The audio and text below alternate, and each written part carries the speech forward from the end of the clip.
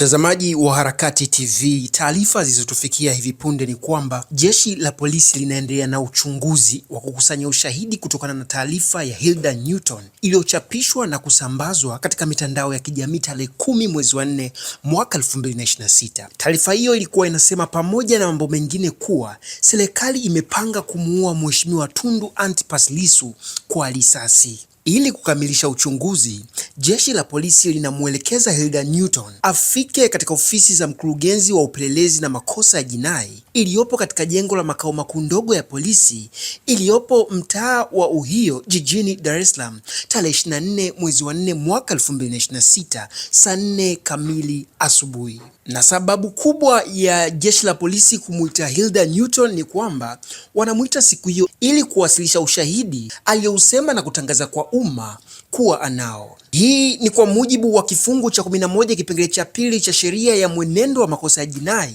kama ilivyofanyiwa marekebisho mwaka 2023. Taarifa hii imetolewa na msemaji wa jeshi la polisi makao makuu ya polisi Dodoma, Tanzania. Sasa hichi ndicho ambacho kinamsibu mwanachama huyu wa Chadema, ni kwamba aende jeshi kulipoti kituo cha jeshi la polisi kwa ajili ya kuwasilisha ushahidi alionao juu ya kile ambacho alichokisema kwamba serikali imepanga kumuua Mheshimiwa Lissu kwa risasi. Ili kuwa mtu wa kwanza kupata habari zetu, tafadhali usisahau kusubscribe, kulike na kucomment. Mwenyezi Mungu akutie nguvu.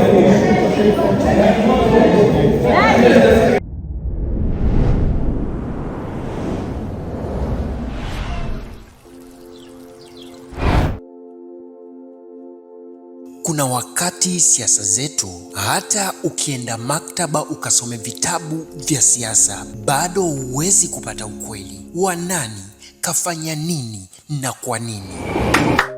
Hapa hatuchambi umbea, hapa tunachambua ukweli. Tunachambua bila kificho, bila kuacha hata nukta. Kaa tayari, kwa sababu tunakwenda kuchimba ndani zaidi ya unachokisikia, zaidi ya unachokiona. Hii ni Harakati TV.